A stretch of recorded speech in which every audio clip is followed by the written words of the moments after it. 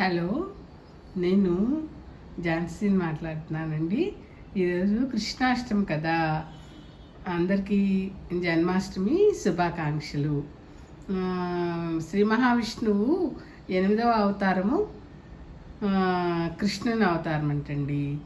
అయితే కృష్ణుడు అష్టమి రోజు పుట్టాడు కాబట్టి ఈ శ్రావణ మాసంలో వచ్చే అష్టమికి గోకులాష్టమి, జన్మాష్టమి, కృష్ణాష్టమి అని పిలుస్తారు. కృష్ణుడికి నైవేద్యంగా పాలు, వెన్న, మేగడ, పెరుగు అవన్నీ ఆయనకి ఇష్టం అంటారు కదా, అవన్నీ నైవేద్యంగా పెట్టి ఈరోజు స్వామిని ఉయ్యాల్లో వేసి ఉయ్యాల ఊపుతారు. గుళ్ళల్లో చూస్తాం కదండి. కృష్ణాష్టమికి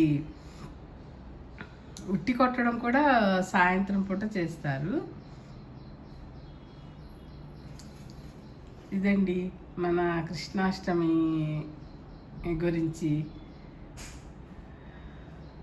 మరొకసారి అందరికీ జన్మాష్టమి శుభాకాంక్షలు.